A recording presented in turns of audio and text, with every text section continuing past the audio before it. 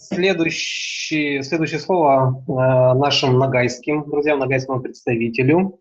Амир Дамирович Мусаев, глава региональной культурной автономии Нагай-Юрт Приволжского района Астраханской области, член правления Астраханского нагайского общества ЭДГ и руководитель авторского проекта «Юртовско-Нагайский проект». Да, салам алейкум всем. Я представитель юртовских нулаев, который проживает в Астраханской области.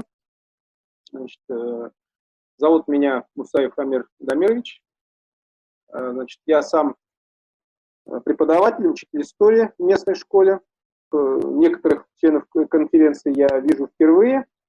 Это наших сибирских хардашлярды.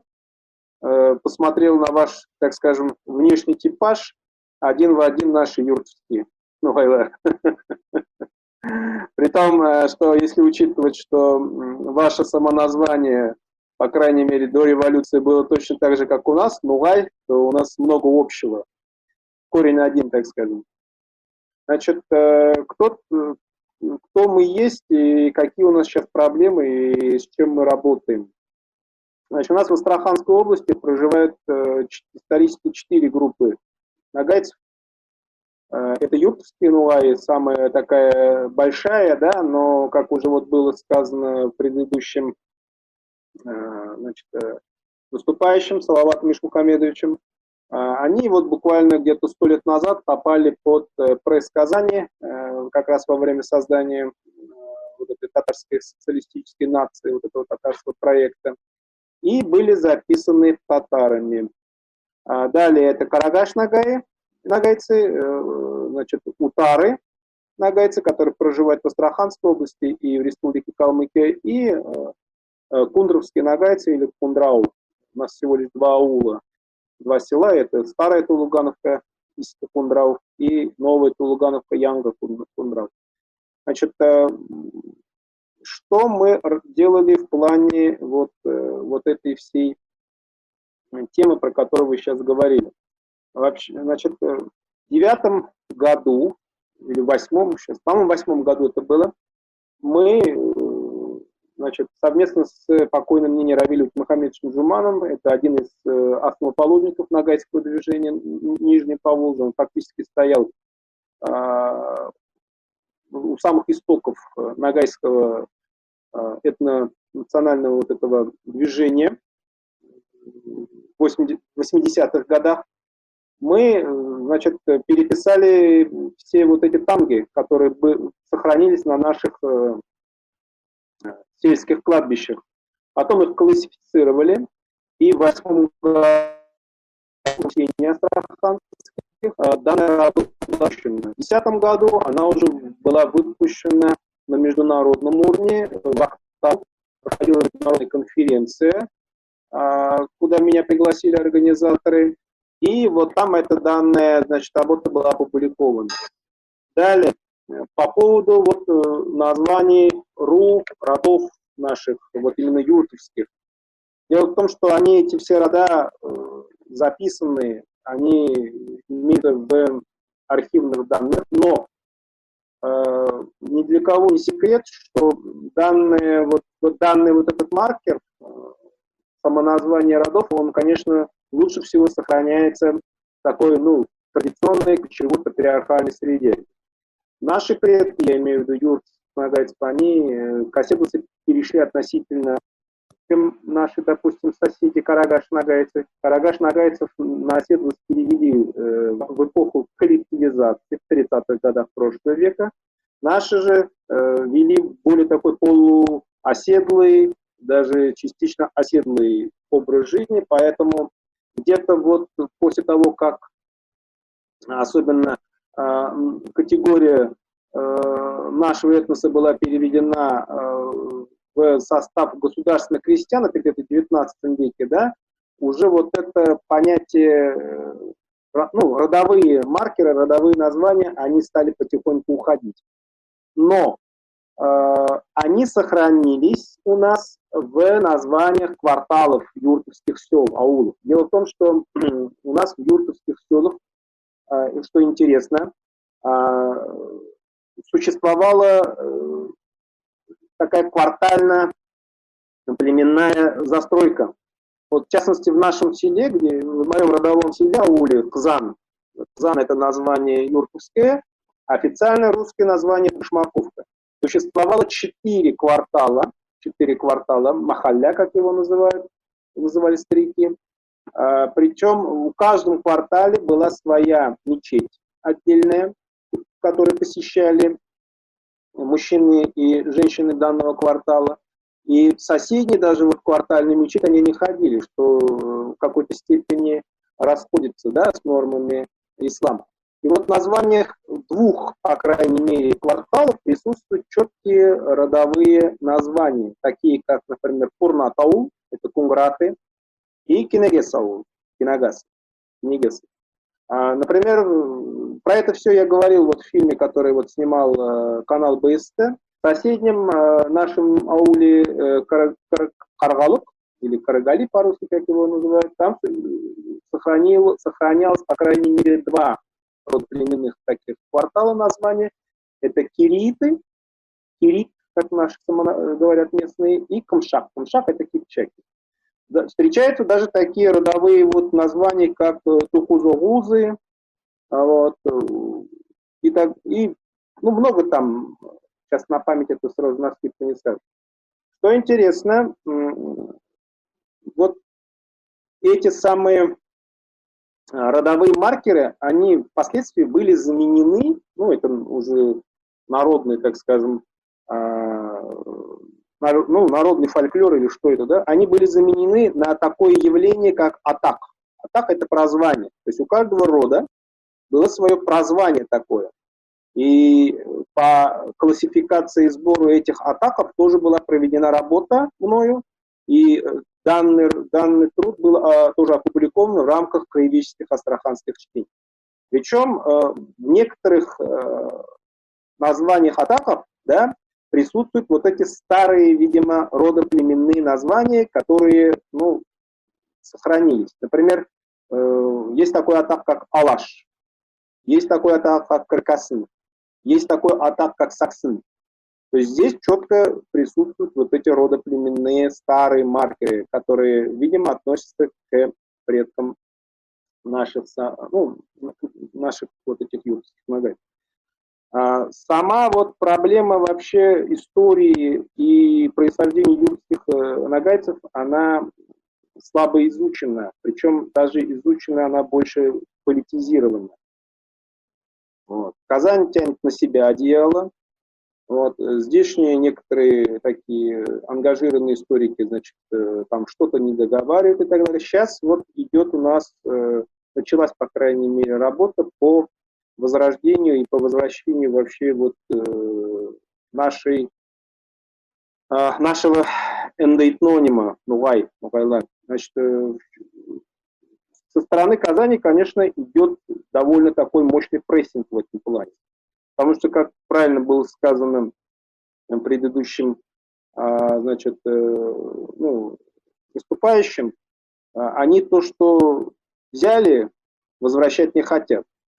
Хотя это мы им говорим, это наследие не ваше, оно к вам никакого отношения не идет, потому что все-таки казанские татары, они никакого прямого, так скажем, отношения к вот этой кочевой, степняцкой и прочей культуре или цивилизации они не имеют. Это все-таки более оседлое, более такое земледельческое явление.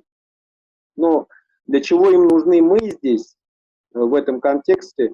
Мы являемся неким таким, знаете, мостиком, неким таким связующим звеном в том процессе, в котором они хотят наложить или приватизировать, так скажем, все наследие вот золотоордынского периода, взять под себя и уже от этого отталкиваясь идти дальше.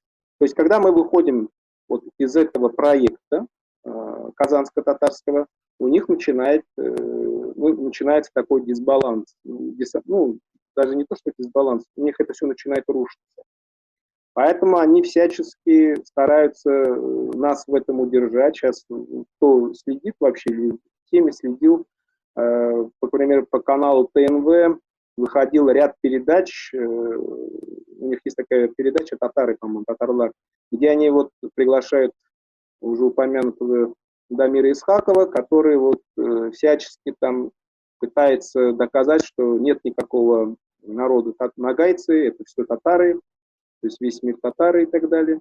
Ну, на что мы аргументированно реагируем и приводим свои контрдоводы. Кроме вот того, что мы им говорим, что ну, у вас нет родоплеменной структуры, на что они слабо пытаются значит, отвечать, говорят, она у нас когда-то была, но в силу того, что мы вот перешли на оседлость, она у нас исчезла. Мы им приводим контрпример. Пожалуйста, вот шотландцы и англичане. У шотландцев, которые также являются оседлым народом, клановая структура присутствует. У англичан, которые проходили такие же этапы истории, как и шотландцы, и этой клановой структуры никогда не было. Почему? Потому что это народ, это нация, которая формировалась совершенно по другим, значит, правилам, по другим законам. Далее, где ваши тамги, покажите. Тоже иногда пытается что-то привести, но при более таком пристальном изучении получается, что это тамги либо мишарей, либо башкир. Тоже у них слабые такие доводы. И сейчас у нас еще появился еще один инструмент, это метрические книги. Метрические книги, которые велись при вот этих мечетях в юртовских аулах до революции, которые исполняли роль современных ЗАГСов.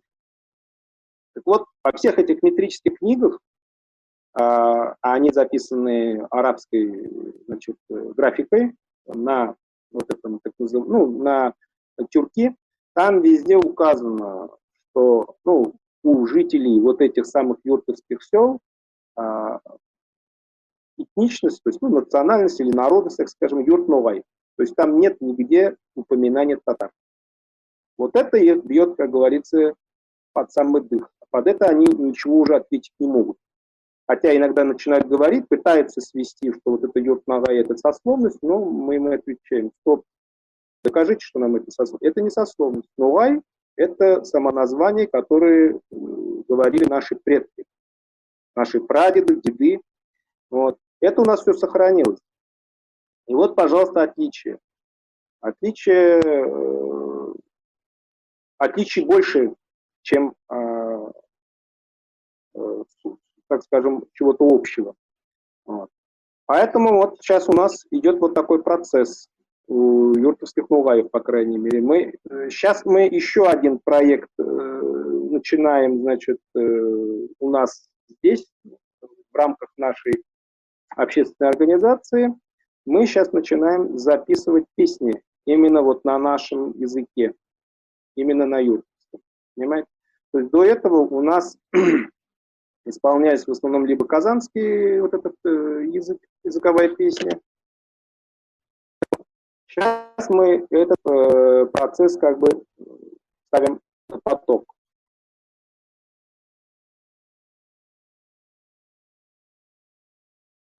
У нас традиции проведения праздника Шежере нету такого праздника среди юртовских нагайцев именно вот так, как это делается в Башкирии, да, в частности. Вот, этого у нас нет. Но вот работы, которые я вам говорил по сбору тамг, они такой определенный резонанс имели, потому что у людей сразу появлялся интерес. Каждый вот, более-менее сознательный юртовский нугай начинал задумываться, а какая у меня тамга. Даже подходили с вопросами: а вы не знаете мою тамгу?